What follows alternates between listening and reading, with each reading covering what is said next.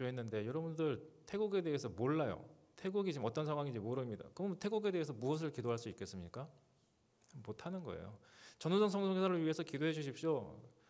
여러분들 전우성 선교사를 위해서 무엇을 기도할 수 있습니까? 간단히 생각나는 거 뭐 그냥 건강. 근데 건강이 좋은지 안 좋은지는 잘 몰라. 그렇지만 어쨌든 건강을 위해서 이렇게 기도를 할 수는 있겠죠.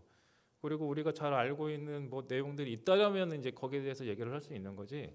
전우성 선교사에 대해서 기도해 주십시오 했을 때 우리가 기도할 내용이 사실 생각이 잘 안 나요. 네, 그렇기 때문에 우리가 어떤 것을 위해서 어떤 것을 향해서 기도를 하려고 한다면은 그 상황에 대해서 우리가 제대로 알고 파악을 해야 그 내용에 대해서도 확실하게 더 기도를 할 수가 있는 겁니다. 그래서 우리는 지금 이 시간에 태국에 대해서 조금 필요한 부분들, 왜 태국이 어려운 상황이고 왜 태국이 선교가 잘 안 이루어지는지 이런 것을 좀 알게 되는 자리가 됐으면 좋겠습니다.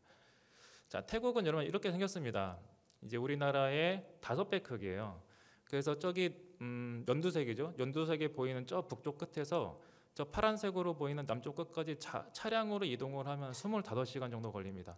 그리고 저 주황색 이제 서쪽 끝이죠. 서쪽 끝에서 저 보라색인가요? 아무튼 저 이제 동쪽 끝까지 운전해서 가게 되면은 한 15시간 정도 걸리는 상당히 큰 대륙이죠. 네, 엄청나게 큽니다. 근데 이 대륙이 이제 이렇게 세계 정세로 친다면은 이런 형태로 이제 사이에 껴있는 형태에 있습니다. 저 위에는 크게는 중국이 있는데 실제로 태국인이 지금 공식적으로는 6,700만 명 정도 얘기를 하지만 어쨌든 7천만 명 정도로 잡고 그 중에 한 30%가 중국계 태국인입니다. 그러니까 태국에도 중국 사람들이 어마어마하게 많이 있고 지금 정계까지는 잘 모르겠는데 경제를 어쨌거나 이제 잡고 있는 것은 중국계 태국인들이 대부분이다라고 얘기를 많이 하고 있습니다. 그리고 그 북쪽을 또 보게 되면은 거기에는 뭐가 있냐면 라오스가 있습니다. 라오스가 북쪽과 동쪽으로 쭉 길게 나와 있고 서쪽에는 어디가 있냐면 미얀마가 있습니다. 그리고 남쪽에는 어디가 있냐면 남쪽은 말레이시아입니다. 그 사이에 껴 있어서 완전 붙어 있습니다. 그리고 완전히 동쪽에는 어디가 있냐면 캄보디아가 있어요. 그러니까 굉장히 많은 나라들 사이에 껴 있죠. 그러다 보니까 특징적인 게 뭐냐면 태국은 이 많은 나라들의 문화를 다 흡수한 나라입니다. 그래서 태국 문화는 이렇다 한마디로 정의할 수 있는 문화는 존재하지가 않습니다. 다 섞여 있어요. 그러다 보니까 선교사님들도 이것에 따라서 전략적으로 가서 선교 활동을 하고 있는데 북쪽에는 라오스 사람들이 국경에 많이 살고 있어요. 그럼 누구한테 맞춰가지고 선교를 해야 될까요? 라오스 사람한테 맞춰가지고 선교를 하고 있고 실제로 라오스 사람을 위해서 라오스 사람을 대상으로 선교를 하고 있는 선교사님들이 많습니다. 그리고 서쪽에는 미얀마가 있다고 했죠. 최근 몇 년 동안 미얀마가 전쟁 상태입니다. 그렇다는 것은 뭐냐면 전쟁 중에 있는 나라에서 많은 사람들이 태국으로 도망쳐 나온 사람들이 굉장히 많아요. 근데 이 사람들 중에서 돈이 좀 있는 사람들, 부자인 사람들, 그리고 기술이나 만약에 뭐 의사인 사람들 이런 사람들은 쉽게 도시에 정착해서 살아갈 수가 있습니다. 왜냐하면 돈이 좀 있으니까. 근데 그거는 0.1%도 안 됩니다. 대부분 99.9%의 사람들은 어디에 살고 있냐? 태국과 미얀마에 있는 국경에 있는 산에서 살고 있습니다. 대부분의 사람들이 그 산에서 살고 있는데 그래서 태국에 있는 선교사님이고 태국 선교사지만 그분들은 지금 누구를 대상으로 지금 선교 활동을 하고 있는 사람들이 많이 있냐면 미얀마 난민들을 대상으로 선교를 하고 있는 사람들이 많이 있습니다. 그러니까 태국 선교사님인데 라오스인들을 대상으로 선교를 하고 있고 태국 선교사님인데 미얀마인을 대상으로 선교를 하고 있고 그리고 남쪽에는 아까 얘기했다시피 말레이시아가 붙어 있죠. 여러분 말레이시아는 99%가 무슬림입니다. 무슬림. 그래서 그 지역의 대부분의 사람들도 무슬림입니다. 저 밑에 3개의 주가 있는데 우리나라로 치면 도 같은 개념인데 태국은 그 도를 조금 더 세분화해서 77개의 도로 지금 나눠놨습니다. 그 중에서 저 남부의 3개의 도는 거의 대부분 무슬림들이 장악을 하고 있고 그 위로 있는 북쪽의 국경이 아니라 그 위쪽에 있는 그 도들도 무슬림들이 굉장히 많습니다. 우리가 잘 알고 있는 뭐 푸켓 이런 데도 대부분이 다 무슬림입니다. 네.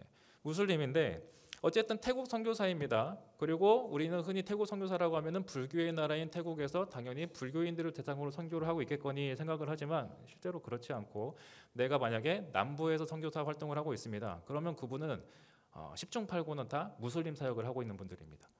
네, 무슬림 사역. 그 지역은 실제로 지금도 테러가 한 번씩 빈번하게 일어나는 지역이에요.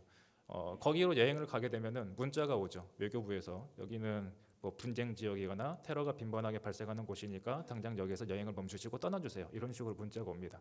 북부 지역도 사실 마찬가지인데 북부 지역에는 뭐가 문제냐면 이따가도 얘기를 하겠지만 지금 마약이 좀 문제입니다. 태국이 대마초가 이제 합법화가 되면서 마약 재배를 북부에서 많이 하고 있는데 이제 거기를 이제 또 여행자가 방문을 하게 되면 여기에서는 지금 마약 우범 지역이고 거기에서 이제 또 전투가 한 번씩 발생을 합니다. 그래서 이제 그런 것 때문에 문자가 와요. 여기는 위험한 지역이니까 다른 지역으로 조금 이동을 해주시기 바랍니다. 이제 그런 문자가 오는 거죠. 그래서 이제 이런 상황이 지금 있다 이렇게 생각을 해주시면 될 것 같습니다. 자, 태국 선교는 여러분들 1828년 기츠라프 선교사님에 의해서 시작이 됐는데 기츠라프 선교사님은 독일의 루터교 출신의 선교사입니다. 근데 이분이 이제 거기서부터 동쪽으로 이제 오면서 극동 지역인 우리나라까지 이제 1832년에 방문을 한 우리나라에서도 최초의 개신교 선교사가 기츠라프 선교사인데 주목을 받지는 못합니다. 왜냐하면 좀 짧게 있었거든요. 우리나라에는 한 달 정도 이렇게 있었기 때문에 그렇게 주목받는 선교사님은 아니지만 어쨌거나 이제 방콕에 처음 갔던 선교사님이 귀출라브 선교사인데 40년에는 이제 미국 선교사님이 진출을 하기 시작합니다. 근데 이제 얼마만큼 그때 당시에 어려웠는지 예상할 수 있는 것이 뭐냐면 첫 결신자가 나타나기까지 18년의 세월이 걸렸다고 합니다. 우리가 이제 처음에 선교를 시작했을 때 결신자가 나타나는 증거를 보통은 세례를 많이 얘기를 하는데 사실 우리는 세례를 얘기를 하지만 거기에서 사실은 정말로 내가 결신을 했다라고 하는 증거가 되려면 사실 11조 얘기를 많이 합니다. 11조. 이 사람들이 어쨌거나 이제 부유한 상태의 사람들은 많지 않기 때문에 조금이라도 어쨌거나 헌금을 낸다라고 하는 것 자체가 굉장히 의미 있는 일이에요. 굉장히 의미 있는 일. 그래서 아마 저기에서 얘기하는 결신자라고 하는 것도 세례교인일 수도 있지만 혹은 그러한 부분에서 결신자라고 얘기할 수도 있을 수도 있습니다. 그래서 그렇게 오랜 시간을 거친 후에 이제 2로 성도라고 할 수 있는 사람이 나타났다. 자, 여러분들 태국의 특징과 문화를 보게 되면 여러분들 되게 천혜의 자연을 가지고 있는 태국입니다. 놀러갈 곳이 굉장히 많아요. 그래서 실제로 여행자들이 어마어마하게 지금 많습니다. 코로나 이후에는 더 많아져서 한국에서 방콕으로 오는 비행기는 연착되는 게 기본입니다. 왜냐하면 활주로를 통해서 착륙을 해야 하잖아요. 근데 너무 지금 대기 순위가 많아서 여기 방콕 하늘에서 이렇게 돌고 있어요. 비행기가. 순서가 되면 차례차례로 이제 들어가는 거죠. 실제로 지금 그러고 있어요. 그래서 이제 지금 공항에 사람들로 지금 거의 뭐 가득 터져 나갈 정도고 어마어마하게 많은 외국인들이 있어요. 그러다 보니까 태국 같은 경우는 예전부터 외국인에 대한 그런 거리감이나 부담감은 없습니다. 그래서 선교사님들 입장에서도 이것은 굉장히 좋은 환경인 거예요. 외국인이라고 하지만 그렇게까지 막 뭐 구별하거나 뭐 그런 것은 사실은 거의 없습니다. 외국인이 굉장히 익숙한 그런 환경인 거죠. 선교사들 입장에 나쁘지 않아요. 특히 요즘 같은 경우에는 K 문화라고 하는 것들이 굉장히 많이 유입이 되어 있는 상태이기 때문에 BTS 뭐 특히 여기는 블랙핑크라든지 뭐 세븐틴이라고 뭐 또 있어요. 잘 모르실 거예요. 저도 잘 몰랐어요. 가는데 막 뭐 스트레이트 키즈와 이런 친구들이 막 와 인기가 우리는 아이돌을 잘 모르잖아요. 근데 저도 이제 거기 가서 아이돌 공부를 해요. 말이 안 통해요. 우리나라 아이돌을 모르면 거기 애들하고 말이 안 통해요. 걔네들 맨날 그런 거 보고 있는데 저는 뭐 보고 있어? 저는 이제 막 핑크, SGS 이런 세대라서 이게 말이 안 통해. 그래서 저도 어쩔 수 없이 가가지고 아이돌 노래를 들어요. 차에서 이제 차를 최근에 구입을 해가지고 찬양을 듣죠. 듣긴 듣는데 아이돌 노래를 한 번씩 듣습니다. 걸그룹 노래도 들어야 되고 애들이 듣고 있는데 분명히 얘가 듣는 게 내가 듣기에는 이게 좀 솔직히 말하면 이게 팝송인 줄 알았어요. 이게 미국 건 줄 알았어. 근데 보니까 다 한국 그룹일 거예요. 이게 그래요. 그러니까 애들은 이미 예전 어르신들 냉정히 말하면 여러분들 또래는 일본 문화에 많이 적응이 돼 있는 상황인데 지금 20대, 뭐 30대까지 하더라도 지금의 청년들은 거의 한국의 문화에 거의 잠식되어 있다라고 생각하시면 됩니다. 실제로 넷플릭스를 키잖아요. 이제 우리 OTT 넷플릭스 키면 우리 순위가 있잖아요. 베스트로 보는 거. 그 중에 한 7개 정도는 한국계 떠요. 태국계 한 2개 정도 뜨고 뭐 헐리우드계, 뭐 미국계 1개 정도 뜨고 한 7개 정도가 우리나라 겁니다. 어마어마하죠. 다 저희보다 다 알아요. 더 잘 알아. 그래서 지금 조금 사실 그런 것에 대해서 조금 좋은 거죠. 좋은 현상인 거죠. 지금 태국은 왕이 존재합니다. 이 사람은 라마 10세라고 하는 사람인데 존경받는 왕은 아닙니다. 이 전에 왕이었던 라마 9세라고 하는 사람이 국민들에게 대중적으로 존경받는 왕이었는데 그럼에도 불구하고 왕 앞에서는 이렇게 무릎을 꿇는 것이 예절입니다. 신분을 막론하고 모든 사람은 왕 앞에 이렇게 나가야 합니다. 거의 신적인 존재라고 생각을 하시면 됩니다. 극장입니다. 극장에서 왕가를 틀어줍니다. 영화를 상영하기 전에 왕 찬미가를 틀어줘요. 우리 마치 부흥 찬양같이 막 그런 웅장한 곡 같은 거를 만들어서 왕 찬미가를 틀어주는데 이때에는 태국인들은 다 일어나야 됩니다. 다 일어나서 같이 찬미가를 불러야 하고 외국인은 괜찮아요. 외국인은 괜찮은데 만약에 태국인인데 안 일어나고 찬미가를 안 부르는 것에 대해서 누군가가 사진을 찍어가지고 그것을 신고를 하면 걸립니다. 네, 그러면 걸려요. 지금 막 제가 지금 삿대질을 하고 있는데 외국인조차도 거기에서 왕한테 그러니까 왕인 말고 그냥 그림이나 뭐 왕의 상이 있는데 거기 삿대질을 하면 이거 잡혀갑니다. 최근에는 한 국회의원이 왕에 대해서 비판적인 조금 쓴소리를 했다가 잡혀갔습니다. 국회의원이. 최대 15년 형량이 부여가 됩니다. 어마어마한 형량이죠. 그거를 여기서는 궁합 모독죄라는 게 있어서 그 모독죄에 잡혀가게 되는 거죠. 그래서 우리가 흔히 SNS를 많이 하는데 젊은 친구들도 SNS 상에서 걸리면 잡혀가기 때문에 조심해야 하는 부분이 이제 그런 부분이에요. 태국에는 길거리에 가면은 저런 왕을 모시는 곳들이 굉장히 많이 있습니다. 왜 우리가 신적 존재라고 얘기할 수밖에 없냐면 모든 사람들이 저 앞을 지나갈 때마다 왕 앞에서 인사를 하고 기도를 하고 그러고 지나가기 때문에 그렇습니다. 그리고 실제로 여기는 방콕 내에 있는 유명한 절인데 저 가운데 보시면 초성화 같은 것들 보이십니까? 이걸 제가 확대를 했는데 이게 뭐냐면 역대 왕들을 여기다가 이제 그려놓은 초성화가 절 안에 있습니다. 그러니까 부처와 사실은 거의 동급이라고 해도 할 말이 없을 정도로 왕을 그 정도로 숭상을 하고 있는 나라가 이 나라입니다. 어마어마하죠. 자, 그리고 여기는 대단한 우상의 나라입니다. 우상이 뭐 많을 수밖에 없다라고 생각이 들 수도 있지만 왜 이게 우상이 이렇게 많아지게 된 거냐면 지금 이제 저희가 학원을 이제 매일 가니까 학원을 가는 길에 저분이 매일 나와가지고 이제 뭐 대단한 건 아니에요. 가지고 있는 게 뭐 요구르트나 이제 음료수, 환타 같은 거. 여기는 특별히 빨간색 환타 같은 거를 올리기를 좋아하는데 이제 피 색깔이라서 그렇게 올리는데 사실 저 신상을 보면 자 부처 신상이 아니라 좀 뭐로 보이죠? 저희 지금 머리가 좀 코끼리예요. 코끼리면은 우리가 생각했을 때 저런 불교 신이 생각나는 게 있나요? 불교랑은 사실은 상관이 없습니다. 저기는 사실 힌두 신이죠. 시바 신의 아들이 코끼리가 머리로 돼 있죠. 이거는 저희가 섬겼던 바나나나무 교회라고 하는 곳에 바로 이제 제가 여기 서 있으면 딱 소선녀 권사님 정도의 거리에 있는 여기가 교회, 거기가 딱 신상이 있는 정도의 이제 위치인데 저기에 있는 신상도 굉장히 특이한 구조를 가지고 있습니다. 근데 대부분의 우상이 그렇습니다.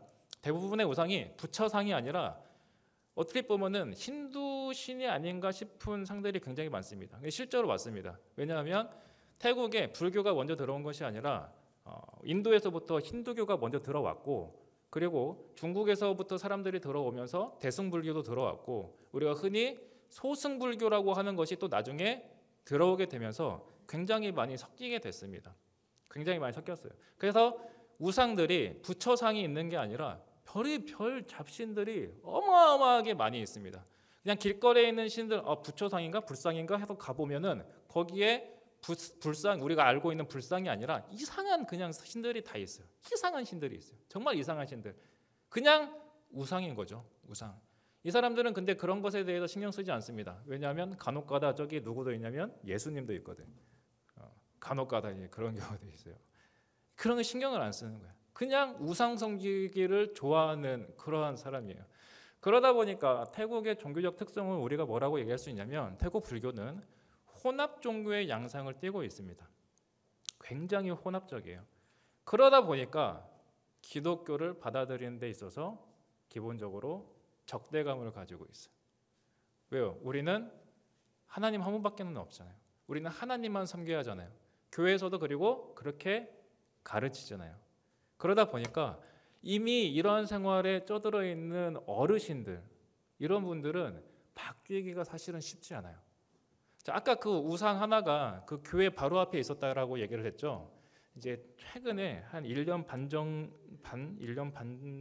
하여튼 그 정도 전에 어떤 이제 할머니께서 이제 교회를 찾아오시는 분이 계세요. 그 우상과 교회 바로 근처에 사시는 분이세요. 근데 교회를 항상 잘 나오시는데 교회에 오기 전에 항상 거기부터 들려요. 거기부터 가가지고 먼저 이제 인사 한번 하고 거기다가 그러고 나서 이제 교회를 들어오신단 말이죠. 그러니까 평생 그렇게 살다 보니까 그런 것들을 바꾸는 것 자체가 쉽지 않고 그것들이 애들한테도 똑같이 적용이 됩니다. 특히 학교, 이제 우리나라 같은 경우에는 크리스찬 학교 정도는 이제 체프를 의무적으로 하는 경우가 많이 있죠. 저도 이제 카톨릭 재단의 학교를 나왔는데 카톨릭 재단 같은 건 의무적은 아니었어요. 미사를 드리는 그러한 행위들을 하는데 태국은 일반적으로 모든 학교가 불교에 관련된 미사가 있습니다. 미사가 아니라 이제 예배가 있습니다. 어렸을 때부터. 그러니까 어렸을 때부터 그렇게 살다 보니까 애들이 그렇게 적응이 되어버리는 거예요. 그래서 이게 좀 마음 아픈 얘기인데 선교사님들이 애들을 학교를 보내야 하잖아요. 근데 학교에서 그런 거를 배워가지고 온단 말이죠. 그러니까 학교를 그래서 현지 학교를 못 믿고 못 보내는 선교사님들도 많이 있어요. 어떻게든 간에 크리스천들이 다니는 학교를 보내려고 하고 그것조차 안 되면 그냥 집에서 홈스쿨링을 하시는 그러한 선교사님들이 굉장히 많이 계세요. 교육 때문에. 네, 오케이. 네, 중이죠. 네, 저거는 이제 탁발이라고 하는 것을 하는 모습인데 태국에서는 이 중들이 굉장히 존경받는 직업 중에 하나입니다. 어렸을 때부터 이제 절에 가는 친구들도 있고 예전에는 지금은 좀 달라졌다고 하는데 이제 남자들 같은 경우에는 살면서 6개월간은 무조건 절에 들어가서 스님으로 살아야 된다고 하는 규정이 있었다고 해요. 그래서 제가 듣기로는 옛날에 2PM인가요? 그 니쿤이라고 하는 연예인 하나가 이제 6개월인가 3개월인가 이제 들어가서 중생활을 했었다. 이제 그런 얘기를 들었었는데 존경받는 사람들이에요. 이게 증거입니다. 네. 지하철 전철에 있는 의자인데 노약자석입니다. 어르신이 있고 어린아이가 있고 임산부가 있고 병자가 있는데 그 사이에 누가 있냐면 중이 있어요. 네. 중이 가장 우선시되는 그 정도의 나라. 근데 물론 이제 전철이나 이런데 중이 서 있으면은 조금 더 번잡해집니다. 왜냐하면 중한테 여성이 붙으면 안 돼요. 그러니까 무슨 말인가면 지금 만약에 저기 중에 앉아 있으면 그 옆자리는 여자는 못 앉습니다. 네, 그게 법이고 규칙이에요. 그리고 중들은 여자 몸에 닿게 되면은 자기가 이제까지 쌓아왔던 그러한 업적 이런 것들이 사라진다라고 그렇게 믿고 있어요. 그래서 여자들은 못 앉게 되는데 그렇다고 해서 그 사람들 많은 전철에 중이 서 있으면 그러면은 거기는 또 이제 홍해 갈라지듯이 이렇게 갈라져 있어야 되니까 서로가 사실 이제 불편한 그런 관계가 되는 거죠. 그 정도로 어쨌거나 조금 구별된 존재가 태국에서는 중입니다. 네. 네. 저분이 이제 가지고 있는 게 입영통지서입니다. 입영통지서. 네, 되게 유명한 트랜스젠더 커플이에요. 이제 저 남자는 굉장히 이제 윗 계층, 되게 좀 높은 계층에 있는 사람인데 최근에 이제 결혼해가지고 살고 있는데 이제 트랜스젠더하고 결혼해가지고 이제 사회적인 좀 이슈가 됐었어요. 그리고 이거는 입영 통지서라고 말씀드렸잖아요. 이제 군대 가기 위해서 이제 모집된 상황인데 트랜스젠더들은 이제 군대에서 기본적으로 빼줍니다. 그렇지만 어쨌거나 트랜스젠더라고 하는 것을 입증을 해야 하기 때문에 와서 확인은 해야 돼요. 그래서 이제 그런 것들을 확인을 한 다음에 면제를 받게 되는데 트랜스젠더 문제가 상당히 큽니다. 왜냐하면 여러분들 트랜스젠더가 태국에 공식적으로 60만 명이 있습니다.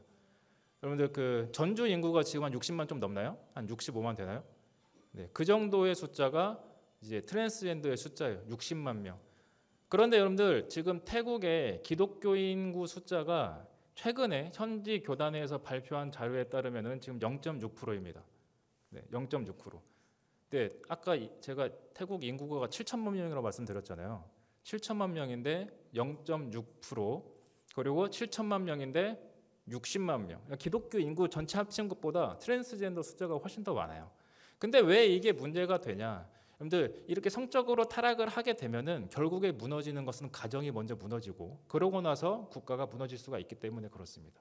실제로 트랜스젠더와 관련된 그런 동성애와 관련된 사람들이 교회에 자주 왔다 갔다 하는데 그 자녀들이 있어요. 자녀들이. 그게 제일 큰 문제 같아요. 좀 저희가 다녔던 교회에 이쁘장하게 생긴 아이가 하나 있습니다. 이쁘장하게 생긴 아이가 있는데 그 친구가 이쁘장해요. 여자예요. 근데 자기는 스스로 남자라고 얘기를 하면서 다녀요. 그러니까 무슨 말인가 하면 자기가 스스로 자기의 성을 선택을 할 수 있다고 그렇게 믿으면서 살고 있어요. 그런데 왜 그 친구가 그렇게 됐는가 해보니 엄마가 둘이에요. 아빠가 없고 여자 엄마만 둘이 그냥 이 친구를 데리고 그렇게 살고 있는 거예요. 레즈비언 커플인 거죠. 이러한 경우가 여러분들 비일비재합니다. 그냥 비일비재해요. 가끔 이렇게 보이는 게 아니라 그냥 비일비재합니다. 여자한테 아이 맡기고 남자들 도망치는 경우, 바람이 나가지고 나가는 경우, 여러분들 이런 거는 그냥 치이는 상황이에요. 아무것도 아니야. 남자들이 바람 피고 여자들이 바람 펴가지고 성적으로 문란해지고 문제가 생기고, 이러한 성적 타락의 이러한 모습들이 태국에서는 여러분들 진짜 아무것도 그냥 아닙니다. 네. 너 아빠 어디 갔어? 아빠 없는데요? 그냥 그 지역만 좀 특별히 그럴지도 모르겠어요. 그랬으면 좋겠다 차라리. 근데 저희가 이제 섬겼던 그 교회는 만약에 10명의 아이들이 있으면 우리가 흔히 얘기하는 정상적인 가정, 부모님 계시고 그리고 뭐 할머니 할아버지 계셔가지고 함께 그렇게 살고 있는 가정, 이 가정이 여러분들 한 가정입니다. 한 가정. 네. 한 가정. 우리가 얘기하는 정상적인 가정은 한 가정이에요. 10%가 안 됩니다. 심각합니다. 그러니까 여러분들 여기에서 선교 활동을 하는 것이 그렇습니다. 쉽지가 않아요. 좀 최근의 문제죠. 여러분들 여기가 지금 마트예요. 마트인데 저 안에 들어있는 것이 대마초입니다. 대마초 주스예요. 이런 것들이 그냥 세븐일레븐 같은 뭐 GS25 같은 마트, 홈플러스 같은 데 가면은 이런 거를 그냥 살 수 있습니다. 비치가 되어 있어요. 얘도 똑같은 대마초 음료인데 얘는 뭘로 되어 있냐면 비타민 음료로 되어 있습니다. 비타민 음료. 그냥 마셔요. 최근에 그래서 병원에 오는 아동 인구가 되게 많이 늘었는데 그 아동 인구의 많은 숫자가 대마초 중독과 관련돼 가지고 지금 많이 들어왔다라고 하는 얘기가 있어서 뉴스에서도 한참 많이 얘기를 했었습니다. 이거를 다시 법적으로 금지를 시켜야 되냐 말아야 되냐. 근데 이게 아무래도 정치권과도 많이 연결이 돼 있고 이제 재벌과도 많이 연결이 돼 있는 그런 문제라서 쉽게 이게 다시금 불법화로 만드는 건 쉽지 않은 문제인 것 같아요. 근데 더 어이없는 게 뭐냐면 저희 친한 선교사님 한 분이 이제 치앙마이에서 선교 편지에 적었던 내용인데 치앙마이에서 목회자 세미나가 있어가지고 세미나를 갔어요. 목회자 세미나를 갔어요. 그러고 이제 돌아와야 되는데 돌아오는 길에 거기 이제 치앙마이 현지에 계신 목사님께서 선물을 주시면서 화분을 이렇게 주시더래요. 그게 적은데 째가 대마초입니다. 그러니까 목회자가 선물로 줬는데 그 선물이 대마초 선물을 줘요. 이거를 어떻게 이해를 해야 하는지 사실 너무 지금 태국 내에서는 혼란스러운 상황인 거예요. 심각하죠. 네, 이제 뭐 그렇습니다. 지평선 배가 있더라고요, 김제. 마트 가니까 너무 뭐 반가워서 사진 한번 찍어봤고. 네, 이제 성도들 이제 개업 예배 갔는데 개업 예배 마치면서 이제 선물 같은 거 증정했던 거고. 조혜린 선교사 생일이었는데 학원에서 생일 파티를 원장 선생님이세요. 원장 선생님인데 되게 이쁨을 많이 받았습니다. 제가 사실 코로나 때 갔잖아요. 코로나 때 가니까 학원에 사람이 저희 포함해서 5명인가밖에 없었어요. 예전에는 막 200명, 300명 정도 다녔던 학원인데, 근데 그 학원을 제가 이제 꾸준하게 오랫동안 계속해서 다니니까 되게 좀 이쁨을 많이 받아가지고 선생님이 이제 간식 같은 거나 이제 거기 로컬에서 파는 간식 같은 게 있어요. 여러분들 먹으라고 못 먹을 거예요. 되게 조금 어려운 간식인데 이제 그런 것도 이제 자주 사주시면서 이제 친분을 쌓았는데, 이제 저희 작년이죠. 작년에 이제 생일 때 케이크까지 이렇게 해주시면서 너무 감사하게 잘 있었습니다. 이거는 새벽송 도는 거죠. 저런 친구들 좀 있어요. 보이세요? 나무에? 잘 안 보이시나? 네, 이렇게 생겨요. 물이 있는 곳에는 다 있어요. 물에 있는 곳에는. 이제 제가 조금 이게 얘기하면 오버한다고 생각하실 수 있어요. 근데 저희 집 앞에도 있어요. 저희가 살던 방콕 시내인데 똘이에요. 똘이 다 있고, 방콕은 또 뭐가 있냐면 수로 사업이 되게 잘 돼 있어가지고 우리가 그 뭐라고 하죠? 뱃길 지나갈 수 있는 운하 사업이 잘 돼 있는데 거기는 다 살아요. 애들 다 살고, 제가 정말 거짓말하는 게 아니라 진짜 악어 같이 생겼어. 악어. 진짜로 아주 근데 이런 친구들 보면은 근데 괜찮아요. 물지는 않아서. 그래서 나중에 조혜린 선교사 같은 경우에는 익숙해졌나 봐요. 그래서 이제 잡지는 못하고 이제 앞에 그 가끔 귀엽게 생긴 애들 나올 때가 있어요. 그러니까 저런 두꺼운 애들 말고 좀 납실한데 한 요 정도 되는 애들. 이제 그 친구들은 날씨가 좋을 때는 또랑에서 나와가지고 한 번씩 탁 쳐다보면서 일광욕을 하고 그런, 가끔 보면 귀여워요 그게. 근데 조혜린 가지 말라고 하는데 막 가까이 가가지고 막 사진을 막 찍으려고 하는 거예요. 그러면 찍고 싶다고. 나는 가까이 좀 가지 말라고, 위험하다고 가지 말라고 하는데 그냥 익숙한 게 이렇게. 트랜스젠더도 사실 좀 익숙해졌어요. 안 되는데 익숙해졌어요. 살다 보니까. 이런 것들이 있었습니다. 이제 마무리하는 마지막, 저희 섬기는 교회에서 마지막 설교하고 마지막 축도하는 그 교회의 모습이고, 또 여기서도 저희가 많이 사랑을 받으면서 마지막에 이렇게 이제 고별해 주는 것도 사실 처음이라고 하시더라고요. 그래서 저희는 되게 이쁨 받고 또 행복하게 거기서 사역을 하면서 저기 있는 친구들과 함께 또 한번 가봐야죠. 사실 보고 싶습니다. 저 친구들도 굉장히 또 보고 싶고. 그리고 앞으로 이제 저희의 일정에 대해서 잠깐 또 간략하게 말씀을 드리면, 저 밑에 있는 빨간색이 방콕이고 저 위에 있는 게 우돈타니 주입니다. 우돈타니. 그래서 저희가 가는 지역이 저쪽으로 가게, 이제 4월에 저희가 이제 돌아가게 되면 바로 이사 준비를 하고 저때 이제 이사를 저쪽으로 하게 되는데, 태국은 땅이 너무 크기 때문에 도시마다 공항이 사실은 잘 되어 있어요. 그래서 국내선을 타면 1시간이면 도착할 수 있고, 이제 차로 이동하게 되면은 정확하게는 한 8시간 정도 걸리는데, 이제 그건 안 쉬고 그냥 계속해서 달렸을 때 8시간이고 중간에 밥도 먹어야 되고 화장실도 가야 되고 해야 되니까, 그럼 보통 저희가 잡을 때 한 10시간 정도 잡습니다. 그래서 10시간 정도 걸리는데, 일단은 저희가 돌아가게 되면 한 2-3번 정도는 어쨌든 집도 확인을 해봐야 되고 계약도 해야 되고 하니까 2-3번 정도는 왔다 갔다 해야 됩니다. 그래서 실제로 운행 중에 자동차 관련된 사고도 굉장히 많아요. 참고로 저희가 지금 4일 전에 저 근처에서 사시던 선교사님 한 분이 사고가 좀 크게 나셨어요.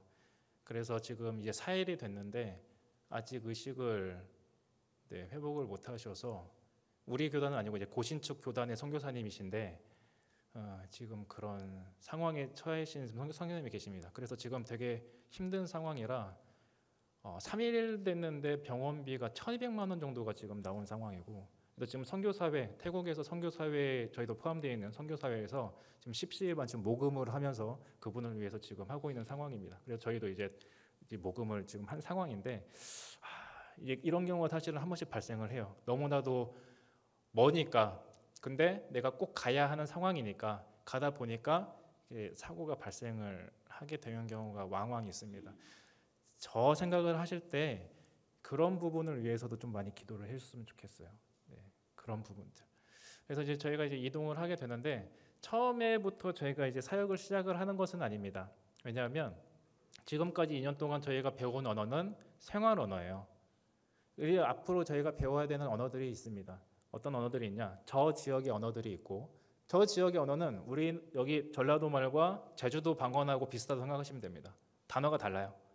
그래서 거기 가면은 거기에 단어를 또 익혀야 되고, 그리고 거기에서 사역 언어, 그러니까 현지 교회를 이제 방문을 하고 현지 교회와 협력을 하면서 사역 언어를 또 배워야 합니다. 그래서 이런 부분들을 위해서도 여러분들이 계속해서 기도를 좀 해주셨으면 좋겠습니다.